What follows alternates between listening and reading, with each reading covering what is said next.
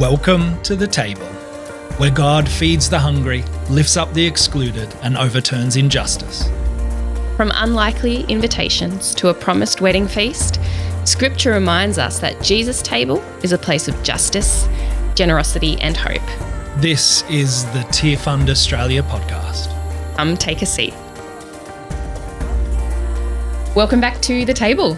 I'm Melody Merton. And my name's Joel McKerrow. It's good to have you with us again. It is great to sit around the table again with you, Melody. Yes. And we're going to Africa this week. We are. We're doing a bit of a road trip. Right. Oh, yeah. to both Mozambique and to Zimbabwe. Yes, to Zimbabwe. Wonderful. We're going to be hanging out with two different people, and we're also going to be hanging out with Matthew. We're at Matthew's house. We're at Matthew's house, Matthew 9, 10 to 13, where Jesus is sitting around with a bunch of sinners and tax collectors. Oh, how dare he? How dare he? Tax collectors obviously being those who in that situation, that social situation, were those who were like, I'm Jewish, but in Roman occupation, stuff my people, I'm going to try to live a better life by kind of sucking up to the Romans, essentially, to the powers that be, and betraying my people, betraying my people to live a bit more comfortable by collecting tax from them to give to the Romans. Yes. So not your chosen dinner guest in most Jewish households. Yeah, exactly right. So we're sitting around this table and it's here that Jesus, that a few people are like, what's Jesus doing? Why is he hanging out with these sinners and these tax collectors? Like that is an offensive thing to do. So we're in Africa and we've got two people we're hearing from. Yes. So we're gonna get into it. We need to get into it. One of the people we're hearing from today is Armando Licoze, who is a good friend of ours because he was hanging out here in Australia. He was here for a few weeks this past year. Yes. And we got to travel around Australia with him, which was fantastic. That's great. Armando Licoze is the executive director of Oasis Mozambique, whose work is based in Beira, which is the second biggest city in Mozambique. And his work focuses on bringing hope to people in the communities through developing projects around health, the environment, human trafficking. Armando is also a published author, a poet, and has recently released a beautiful book called Dare to Breathe on Lament and Hope. I'm super excited to hear from Armando. Who else are we hearing from? We're going to be hearing from Blessing Chaipa, who is the executive director for Nzeve Deaf Centre in Mutare, Zimbabwe. Nzeve is a disability-focused organisation and their work involves supporting children who are deaf to access education. And since it began, it's built out to support lots of people in the community with disabilities like cerebral palsy, alongside hearing impairments and things like that. So inclusion, making the table bigger is a big part of what they do. So both Oasis in Mozambique and Nzeve in Zimbabwe are Tear Fund partners. Right. So they are partners that Tear Fund works with to support them in the process of doing that beautiful community work in all of its different forms, helping communities tackle some of those root causes of poverty that keep people away from the table of a flourishing life. So it's so special to be able to share their stories, their voices with you today. Let's get into it. Excellent. Let's go to Mozambique first and hear from Armando. To kick us off, I was wondering if you had a moment or a memory or something where, a table has had significance in your life, whether that's an actual meal around a table or some other kind of table. Is there something that sparks in your mind as a moment of significance for you? Thank you. My father, he passed on now. When we were little kids, he made the table the center part of everything.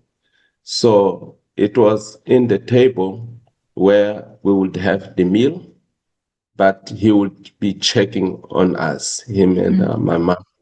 And many times was very uncomfortable when I knew that I was a bit naughty, because I would want to run away from the table, because it would be the place where after a meal would ask, how are you doing? How are things going?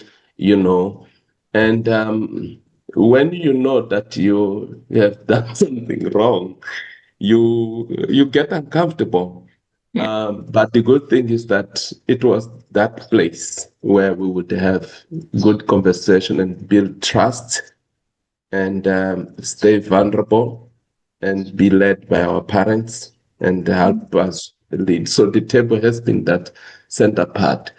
But also recently, with the loss of our daughter last year, the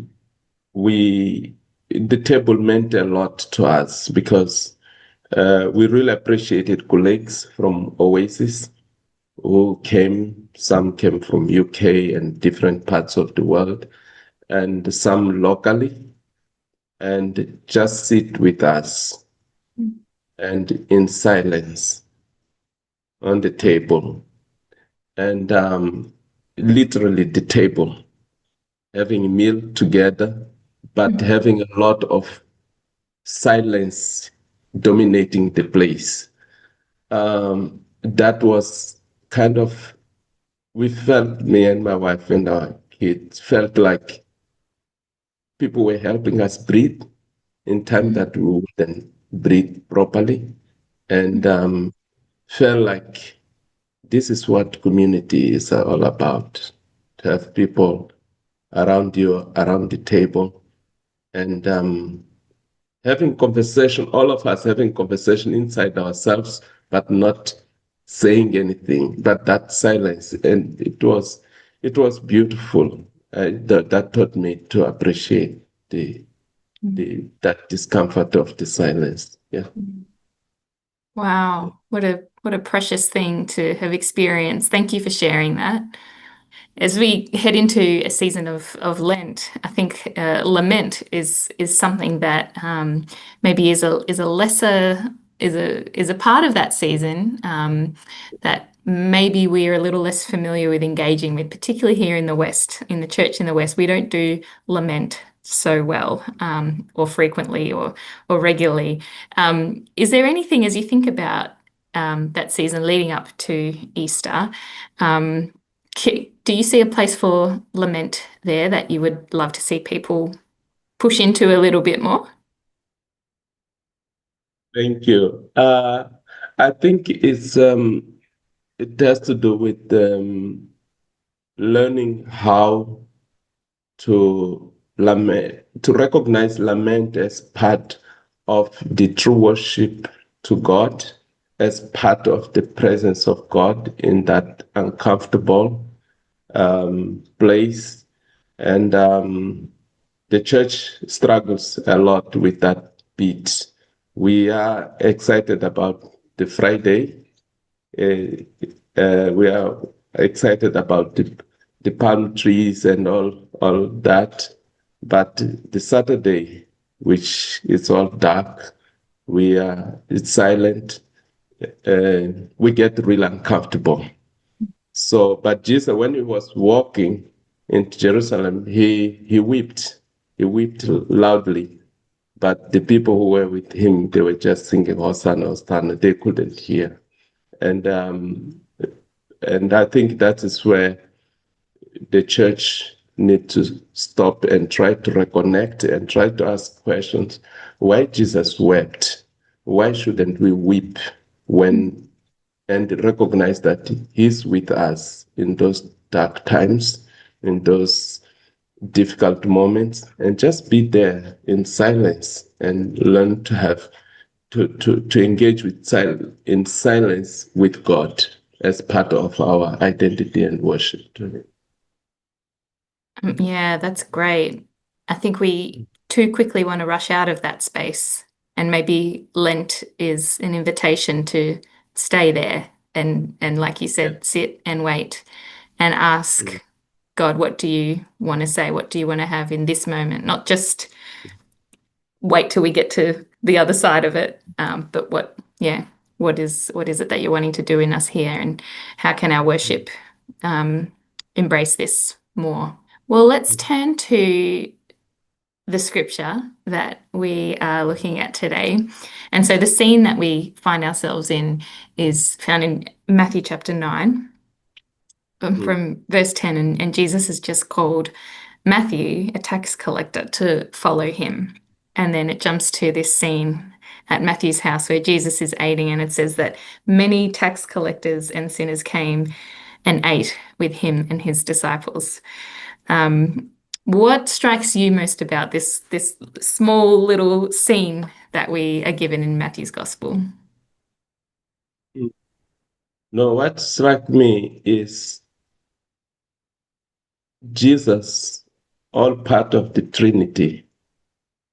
He went down to the tax collectors, the sinners that were known from being the sinners, being mean to the community. But he looked beyond what ordinary people would see. He looked at his commitment, his love, his deep love for them. And he chose to be in that space that confused people, because everyone wanted him to be with those who were not sinners, or assumed that they were not sinners because they were comparing to the tax collectors. But he chose to stay there and have experience with people. And I also look at even the tax collectors would have chosen to run away from him. But they were open to spend time with him. So for me, that speaks about God's love, that even when we know that we are far away from him, he still chooses to come and have a meal with us, even when we want to reject because of our sin condition, but he still chooses to be with us. Yeah. He broke a lot of norms and expectations in that demonstration of love, and it would have challenged the people on the receiving end of it, as you've just said, those who he ate and shared with, and but it also challenged the leaders of the day, the Pharisees and religious leaders who had certain expectations, and he really redefined who was part of God's family and who God would show that love for. Is there anything in particular about the Pharisees' reactions or questions that you would want to draw out of this story? Yes, mainly around the Pharisees. They were so confident on the scriptures, but based on their own understanding. And Jesus came to confuse them, because he showed them that it's not about to follow the script, it's about loving. And when we love, we can go extra mile, because we love, we care. So that cannot be defined by the script itself in a traditional way, but it can be defined by that love and the commitment to rescue these people. So that goes beyond the script. And yes, the Pharisees got really uncomfortable, because it kind of diluted them in that whole process. They felt maybe incompetent, or felt like Jesus maybe doesn't represent them. They felt like he betrayed them, which happens a lot also in our daily life, when we see people that we feel that were not qualified by our prejudice, and we still find God loving them and being with them.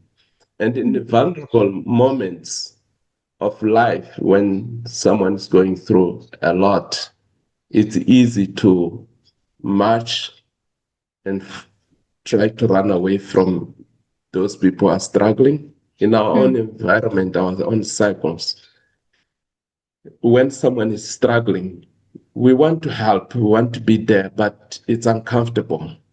And the best thing is to run away. And I think the Pharisees were more comfortable about running away and say, let's focus on hosannas than what really was deep for Jesus. And we see that in Jesus's response about it's not the healthy who need a doctor, but the sick.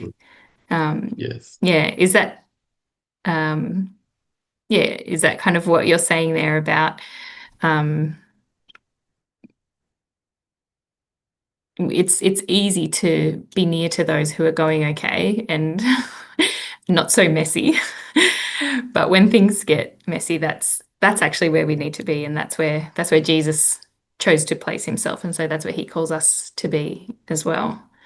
In our own relationships. And maybe you can share a little bit about what that looks like in the context of your work with Oasis, in being alongside and drawing near to people who whose lives are full of challenge or don't have the things that they need to flourish and thrive. How are you seeing some of this play out in your own work and what your team is trying to do in connecting with the community? Thank you. When we started our work in the community of Mangalo Fort in Beira, which is a slum community, like experiencing floods every year and cholera, people getting sick, taken to hospital. I remember two leaders of big international organizations that their offices were in Beira, but they were not doing anything in the city. They told me, like, this is not going to work, Armando. It's not going to work because these communities need proper structure. They're in slums and it doesn't work. Our projects need to be well structured. We need to have people that will follow up with them that are not kind of changing locations and so on because of that extreme vulnerability. We need people who are stable. So rural places are more stable than the cities. And my argument was that the poverty here is also extreme, and it's even worse because in rural areas, you still grow things and you can still eat something. In cities, if you don't have those piece job or sell something, you will go hungry fully. And the cities are not friendly to take care of, each other. Like that support system is very poor compared to rural area because like there it's like everyone's family. So when we started our work, we said we will work on building those relationships. So we started building those relationships. And then from there, people started doing savings, started doing, awareness campaigns against cholera, against all the diseases. When floods come, because they still come, people are ready. They have plan. They know how to manage that. But that was a city just like the Pharisees would see these sinners and say, there's nothing good that can come from there. But here in these communities, we see families getting stronger and stronger, and people sending their children to school, being very confident, and it is really inspiring to hear from the people from the community say, oh, my life has changed. Why? Because we stimulated that capacity, because we believe that it was there. It was messy, but we went to help them just to stimulate what it was encrypted in them, because Jesus is there in the community. So we just partnered with him and his people. That's beautiful. It makes me think of another table passage in the Psalms, or it's asking the question, can God really lay a table in the wilderness? It's looking back on the journey of God's people through the desert, and the question of, can God actually bring life and provide in this place that seems so bare of anything? And I love that. Yeah, this is an incredible real-time example of that, of transformation happening in a place that seemed, it just didn't have the conditions that were going to make that happen. But because God was at work there and God's people were at work there, it meant that a table could be laid in that place. That would mean that people could come and be nourished, have what they need, and the slow change of relationships as well, and a table being something that means those relationships can happen for lasting work. It's such an incredible picture, and it's something that I know Tear Fund is so grateful to be part of in partnership with Oasis. So it's a wonderful example. Another part of the work that Oasis leads is with savings groups and women's empowerment groups, which often involve people coming together, sitting together, maybe around a table, or maybe it's plastic chairs under the tree, or a mat on the floor, and sharing stories, building trust, coming together to pool resources for savings. How have you seen this table become a place of transformation through those groups? Has been a place of transformation, because most of the time we don't force people to pray, but there's something magical that happens when people know your identity in Christ. They affirm it even when they are not into that. So they say to us, we know that you guys are Christian, and can you pray with us? Or can we pray with you? But you will pray. And then we pray. And we always say to them, we as a Christian organization, we don't expect you to just become Christian for the sake of the program that we're delivering. We are a family, and let's join together, and let's do what matters to us all. If someone is sick, it's part of us that is sick, and let's sort that out. If someone is struggling financially, or someone with the disability, let's get that person involved. Let's encourage that person to do savings. Let's encourage that person. Let's have a conversation with that person. Let's allow that person to know that we see you and you are part of us. And that transformation start happening, because they see something that should be the common practice that has been forgotten. And then we kind of re-teaching what they already know. And that transformation, it's more visible and in our organization, because part of our staff who are in the leadership, they come from those communities. They haven't seen the transformation on themselves. We have a colleague who was proudly sharing recently that she was a cleaner, and now she's a project manager. From a cleaner in office to become a project manager, her testimony helps people in the community to believe that their capacity can be stimulated. And yes, when we are on that table and we are vulnerable to one another, we can have much greater transformation, but you have to be there. From our discussion today, thinking about that passage with Jesus and the unlikely people that he's at the table with, thinking about the work of Oasis, What do you think we can take away? What can we learn for this season of Lent? Takeaway would be it's an invitation.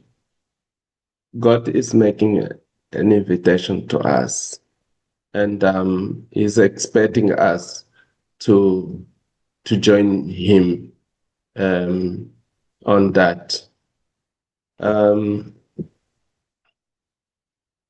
He did, and He showed by example what it means to be His followers.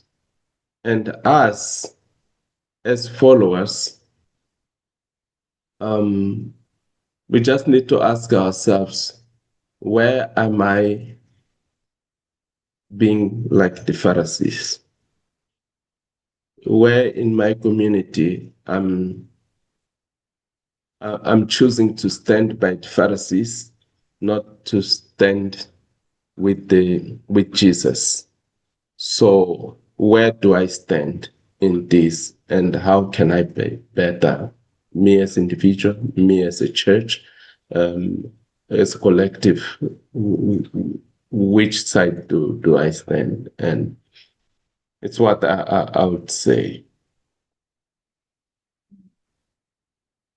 And he said in verse 13 of this chapter, he said, but go and learn what this means. I desire mercy, not sacrifice. For I have not come to call the righteous, but the sinners. So I think it's a kind of a command to us.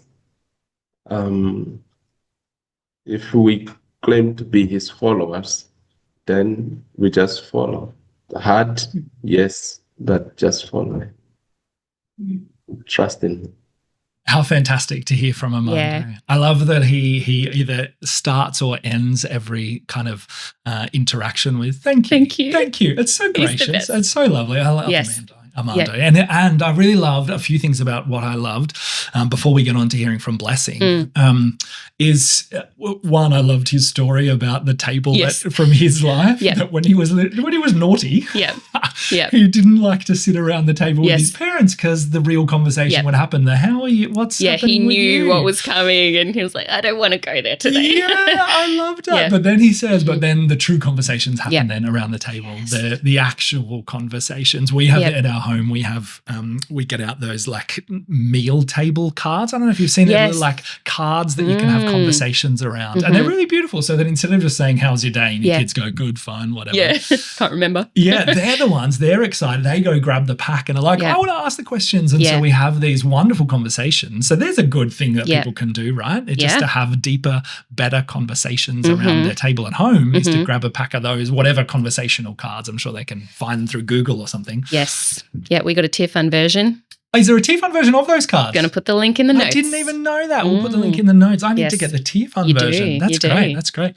And then I also loved, I mean, he talks about that table, but then he also talked about the table that he got to gather around when his daughter had died, and that other people set a table for him in the midst of grief and loss. And I mean, perhaps in the valley of grief, where a table is set up, perhaps that's the most important table that we can ever set for someone, right? Yeah.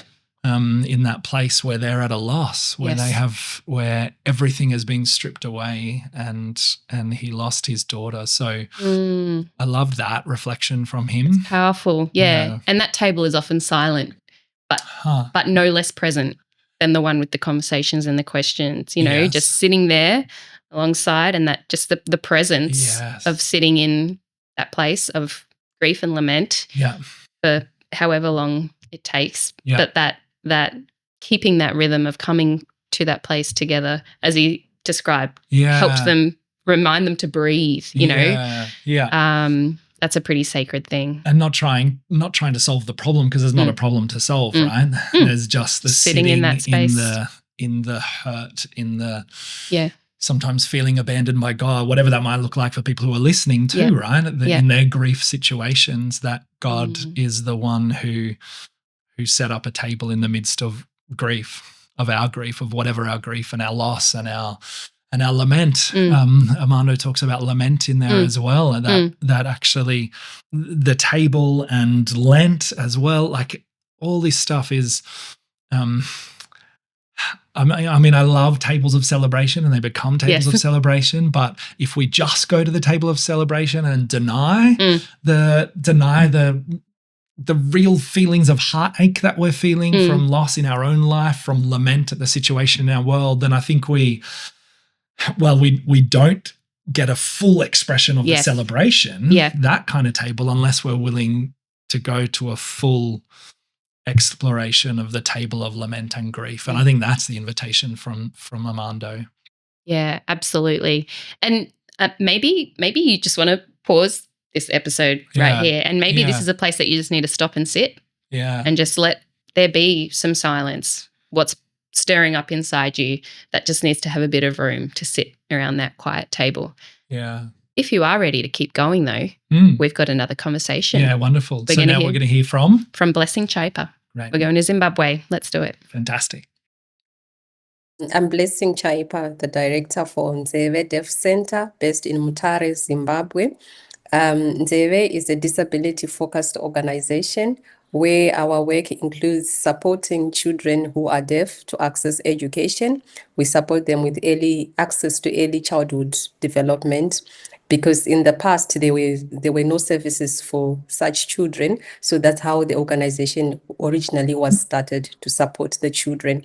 And then with time, the work expanded to include children with other disabilities, children with cerebral palsy, children with autism, so that they also get specialist support, including therapists, access to therapists, because it's a service that was also hard to come by in the community. So, as you support children, it's difficult to just support in one space and then leave them, because there's a lot of things that happen around children. You end up supporting the families as well, and you also end up with supporting the communities, so that there's a holistic approach. So we ended up also having a vocational school to support deaf youths who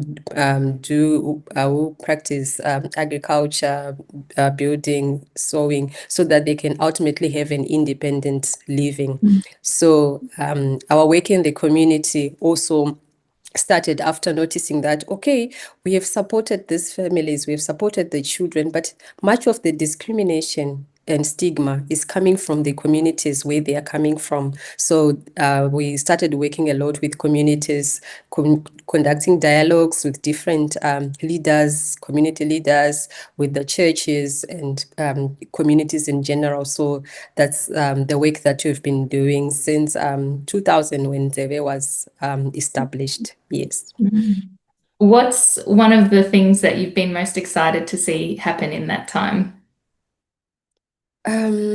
What has happened from the time the organization was started to now, the transformation that I see is a better understanding of disability as time moved.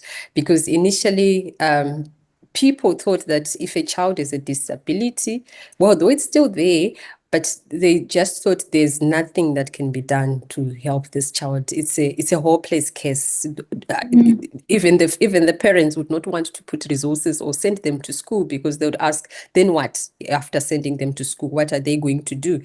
So, but with time, you see the change that parents, even communities, when you identify the child, they actually encourage that they can go to school, they can do something. So that change is inspiring, especially if you work closely with communities where you are no longer the ones who are doing the identification of the children. It's the communities that identify, and they bring them to you and say, we have a child at this and this place, please come and conduct a hearing test or do some assessments, so that we see how we can support them. So it has been inspiring. Great. Yeah. I'm sure we'll talk a little bit more about some of the stories in particular, but did you imagine yourself in this kind of work as you were growing up? How did you end up being the executive director here? I don't think I had really thought about it that I would end up working in a disability space. But personally, my sister has a child when she was 20 there. Yeah. She got married and she had the first child. And then the second child was a girl and she had hydrocephalus. This is whereby the head just grows and grows. And because we were so young, I was also young, I wasn't sure what needed to be done. And also to get the services and also to get support on everything. We didn't have information. So there were delays in accessing the services, going to the hospitals, and the operation took long to be done, such that when she was inserted with a shanty to drain the water from the head, but it was already too late. She could no longer walk, she could no longer sit because the head had already grown. Yes, so that was like our personal encounter with disability, how you can actually face discrimination within the family, because people would come and say, but why are you keeping this child? Why didn't you tell the doctors to inject something so that they die? Because there's no point in saving their life. And back then they would tell you and say, these children, they don't survive beyond 5 years. So, this child is like 2-3 years, and in your mind, you're thinking, but the community or whoever said, by the time they are 5, they're going to die. But this is your child. This is your niece. You are used to them. You have accepted them. So you're just thinking, so does it mean when they're 5, they're going to die? But, well, she's still there. She's 21 now. Though she can't walk, she can't talk, she just communicates by crying most of the time. But she inspired me and my sister to really understand on a personal level what it is like to be discriminated, what is it like when people don't want to talk to you, and maybe you have a market, they don't want to buy from you, they just think there's something sinister about your family because they associate disability with maybe witchcraft or sin or something. So you experience that at the personal level. When you think about this scene around the table and the words that the Gospels record, knowing that was only a few of them, what strikes you? What jumps out to you as you think about that scene? Yes, when I think about that scene, it shows Jesus being different, showing the way on how things should be done. Because I think during that context, or even in our context, people just want to associate with people that they think they are good, or they are clean, or they are smart, they are acceptable, they have no sin. Yet Jesus is showing that everyone is welcome. I'm the Lord for everyone. I'm not here to come and choose that you are the Pharisees, you're the ones who know the law, you're the Sadducees, you are the one who have been around the synagogue for a long time, but I've come so that everyone benefits. So this is what struck me with the story of Matthew, that Matthew is the one who actually needed Jesus more because he was considered a sinner. And the ones who thought they were not sinners were the ones who actually said that, why is Jesus sitting and eating at his house? And that showed me that Jesus wanted to be different, to show us how we should do things, show the way, show acceptance, that when you show love and acceptance to people, no matter their background, no matter their what they've done, it brings them closer, and they actually understand you better than if you push them away. If you push them away, then you are just the same like everyone, what they've always experienced all their life. So you are not different. So that's what struck me with that particular portion. Why do you think that kind of space around a table was where Jesus chose to demonstrate that different way? Okay. I would think maybe in different cultures, if people are close and they like each other, they can sit at the table close to each other. And those people who are not wanted or who are discriminated, maybe they sit far away or on the floor or may not even enter the room. So Jesus is demonstrating that when you sit at a table with someone, you have accepted them. You are willing to listen to them. You want to show them love. You want to demonstrate what love is like. Because maybe all their time they've been discriminated and they've gotten used to it. But when you bring them in, they actually start to feel, they actually want to sit next to me. So they like me.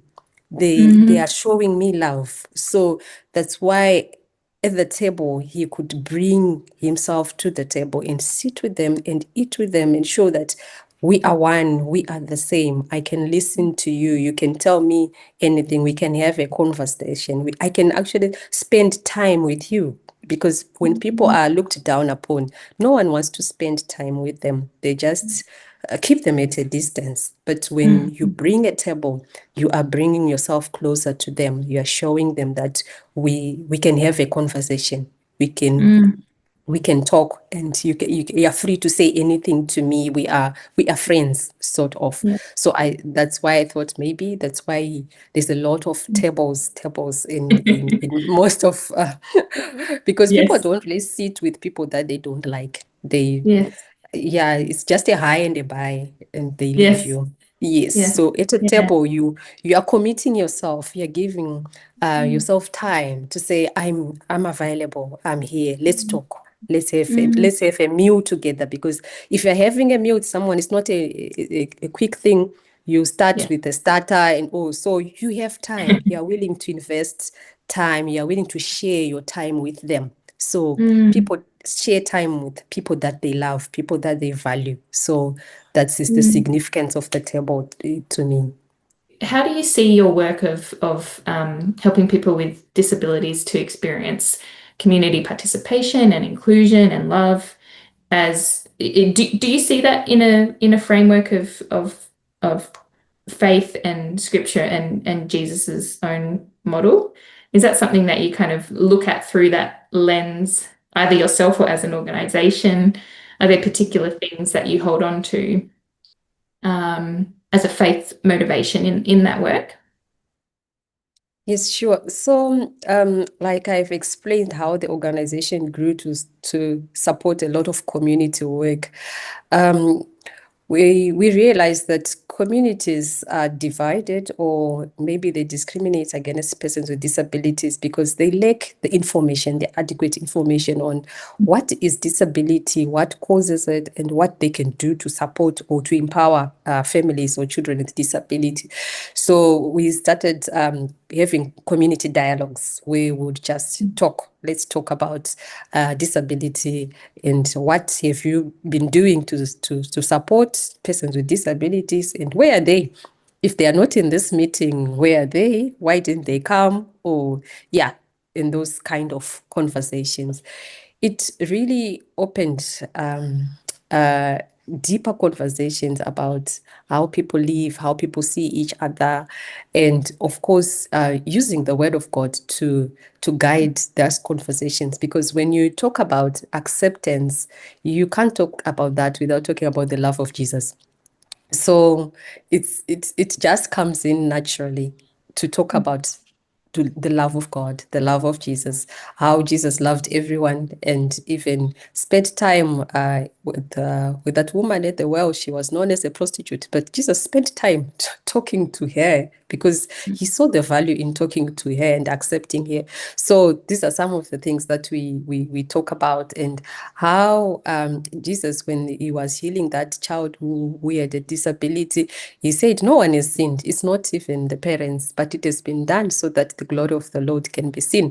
So around that those conversations, then communities begin to see that it's not anyone's fault, but they can do something to include, to make sure that persons with disabilities, that the children are also included in whatever they are doing in the community.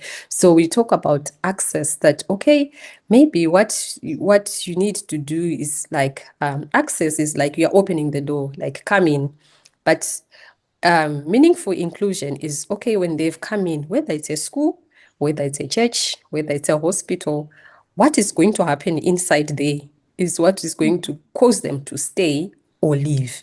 And usually people leave when there's no love, when they've not experienced any love in a place. No matter you have a beautiful ramp, but when they get inside, when they feel that they are not being heard, they are not being given even any leadership position, their voices are not heard, they are not considered, then they leave. So it's about what we do inside, what we do when we've accepted, when we've opened the door, and what we do afterwards is what a meaningful inclusion is all about. And you can't include people that you don't love. It's very difficult. So when we have such conversations, and then especially in churches where you would say, okay, in this whole church, there's no person with disability, does it mean that they don't want to come to church? Or it's because of what happens when they then come to church will determine whether they'll stay or they'll leave. So those kind of conversations really helped for communities to see what role they can play to include persons with disability, to support them, to give them room to thrive, because it's not like they are a charity case where they just need help. There's so much that they can offer, but you need to give them room to express themselves, to showcase what they can do so that they can feel they are part of the community. So even in community leadership positions, that we talked about, why is it there's no any person with disability or caregiver who's in leadership position? Does it mean they can't do? But it's because when the selection is done, they are not considered. But yet they are the ones who have lived experiences of disability that they can share with you, or that they can use to improve the life in the community. So when we had that conversations, and then we moved to start livelihoods projects where we ensure that persons with disability to be part of the group, it really helped the communities. And one of the feedback that we got from the persons with disability was that for the first time in the community, we feel loved. You feel we belong. We feel we are part of this community. So, yeah. How is language and being able to communicate unique in its the way that people can be excluded or included? Is there something particular about being able to communicate with others? Yes, because with deafness, if you do not have sign language, there is no communication. So it means that the person is excluded from everything that is happening around them, though they are there, but they can't really comprehend what is going on. So if then you are able to communicate in sign language, that's the first step of inclusion, because now you have a conversation, you understand what each other is saying, and you move from there. So for the person who's deaf, they feel you have made an effort to learn my language so that I can also be included. So it then grows to have other conversations, deeper conversations about their needs or their aspirations, or because the language is there. But if there's no language whatsoever, then there's no way. They are just looking and wondering what is happening, what is going on. So language really plays a very big role.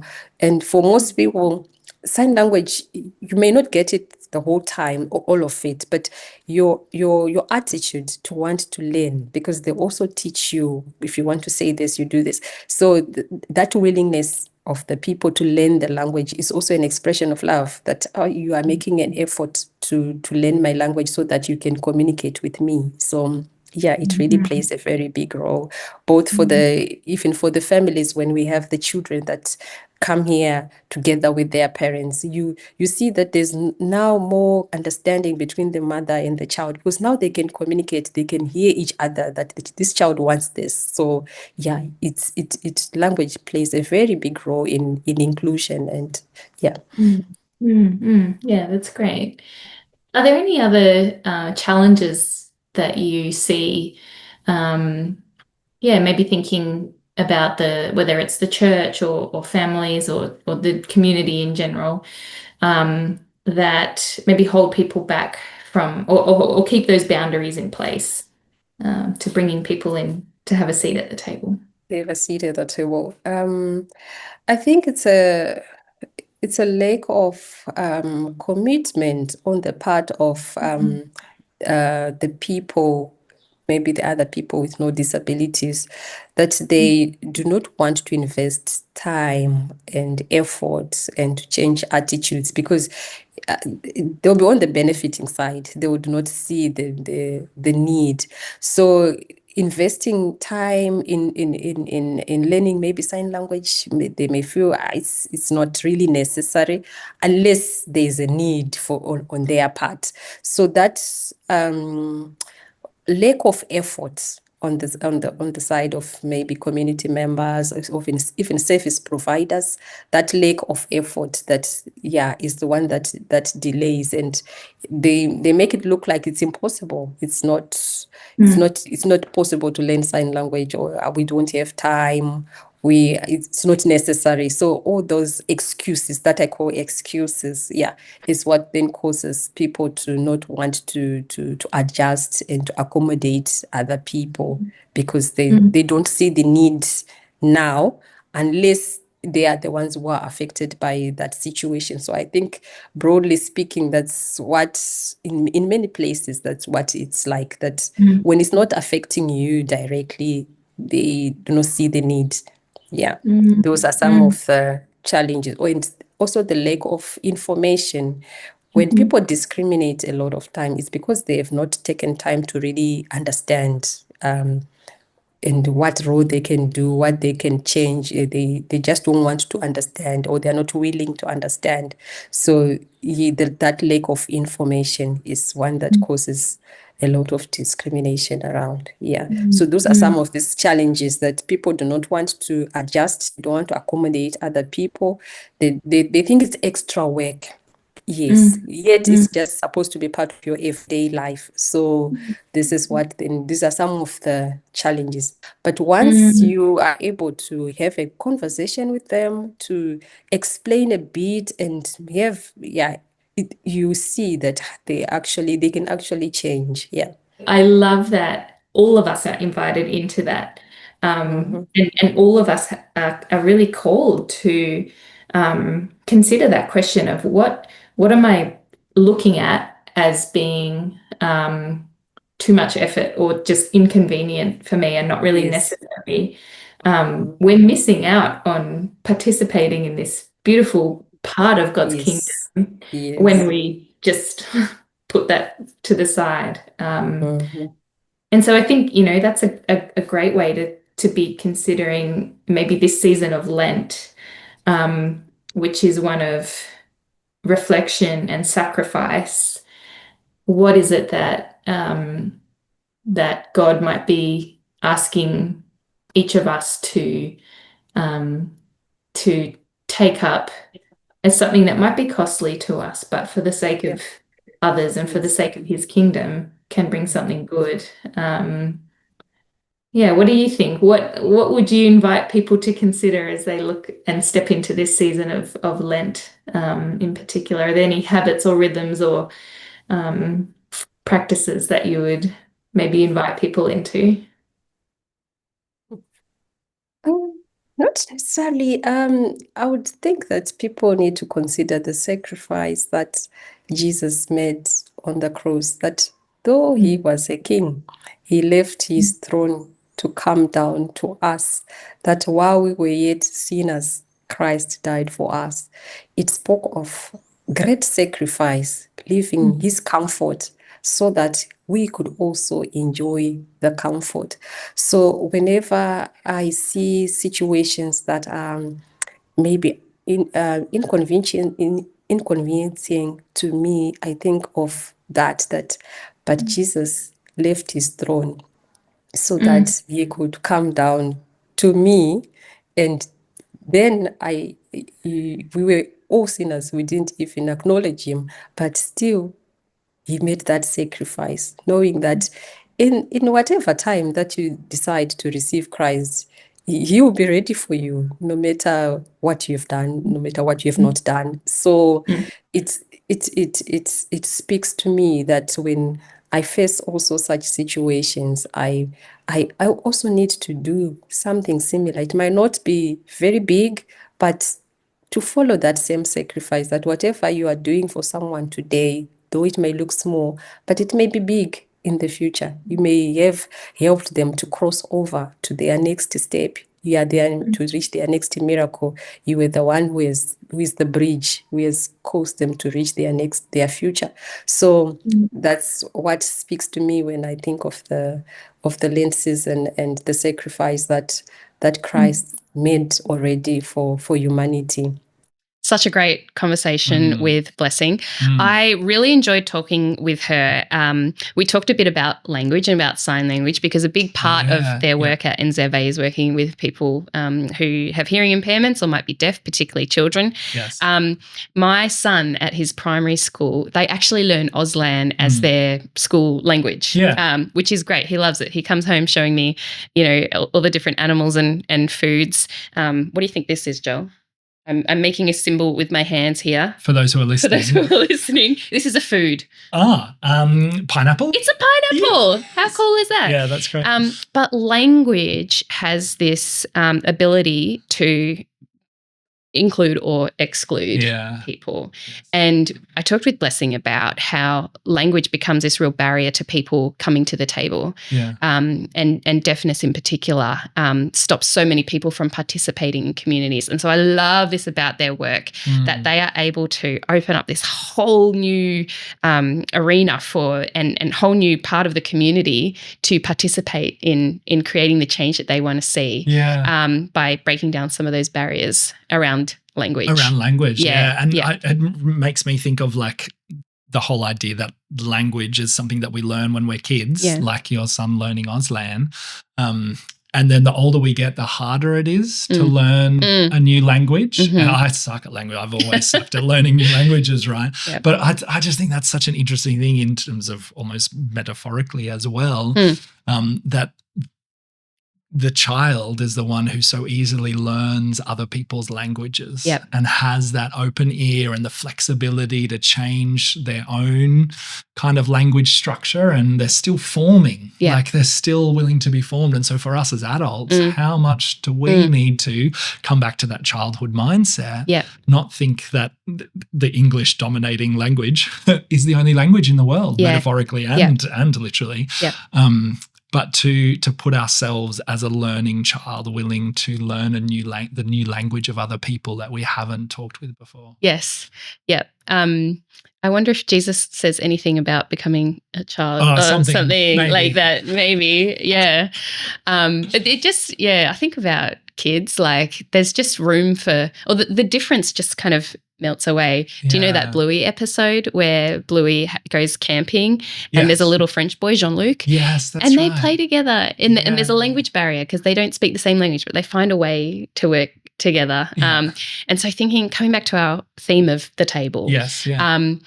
I wonder if you've ever been around a table at a noisy restaurant or, something, and you're trying to have a conversation with the person next to you, even if you are speaking the same language. If there's too much noise going on, so sometimes being able to remove some of the barriers that exclude us is about speaking the same language, but sometimes it's about removing distraction or removing the noise that might be interfering. But I think the invitation for all of us is to again have open ears, have ears that are childlike, that are ready to listen and just look past the difference, look past the barriers. Include, kids when they see a kid by themselves. Often it is, or you're at the park and it's just a random family and suddenly they're just like, hey, can I play with you? Or, they see them doing something fun, they just join in. So how do we become childlike around our tables? Something I'm thinking about. That's a great question. And part of it, because I love that she also talked about being present, like an intimacy that happens around a table. And the choosing to be present there and be close to someone, to Proximity, the proximity, Yeah. and for her in relation to disability and inclusion, like incredible work that she's doing. And I loved her story of her sister's daughter, and how that was the thing that inspired her to really care for this thing. But that choosing of proximity, to be intimate, to listen well with someone. Perhaps, like, I'm just thinking of a kid, and when a kid plays, like, it's like play is this invitation for a kid where the rest of the world disappears, and they're like imaginative play. They're just consumed in this world. Like, they're so part of it, so there. And you can be yelling at them from the kitchen saying, we need to do dinner, come in, and they just won't even hear you, right? Because they're so present to that moment. And perhaps this is one of the ways that we can give ourselves to people, to the tables that we sit around, is the choice to be present, to move from all that distracts us, the many things that distract us adults, and just choose to show up and be present to someone, and see if in this moment of table interaction, the rest of the world, if we can let the rest of the world disappear, to not be thinking of tomorrow, of yesterday, of our worries, but we haven't been taught how to, like, be present with people. I was never taught that in my life. Or even considering that an alternative is possible. That the thing, the imaginary thing, like, imagine, this as a creative and someone that really leans into that imagination and storytelling.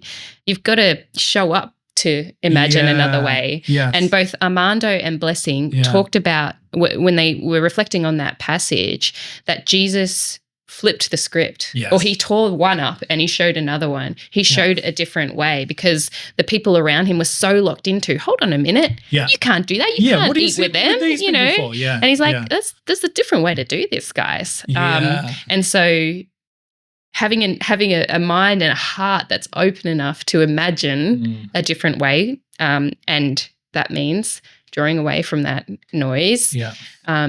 And drawing close, and being open to what another way might be. Yeah, I think it's a beautiful invitation. And so maybe for our people listening, for our friends listening, perhaps it's like, I wonder if this week they could just have a conversation with someone where they intentionally choose to be like just there, just with them, letting everything else fall away, and see if that brings out a different way of listening, a different way of being present than they might be normally to somebody. That could be a call to adventure. Call to adventure. Yeah. That's good. Yeah. So thanks so much for joining us again. As we've gone to Zimbabwe and to Mozambique this week. We're going to be hanging out. Where are we going next week? Are we off to some other place in the world? Well, our guest who we are speaking to is based in Cape Town. So we're sticking on the African continent, which is fantastic. And we are coming around one of the most well-known tables in Scripture, which is John 3:16. No. Wait, huh? I'm sure there's a table in there somewhere. We're going to the Passover table. Okay. Yeah, wonderful. Yeah. That'll be great. It's good. I'll see you there. See you next week. Thanks so much for listening. This podcast is brought to you by Tear Fund Australia, a movement of Christians working in partnership to end poverty and tackle injustice. Wherever you're listening, please like, subscribe and share. And for more resources, stories and ways to engage, visit tearfund.org.au.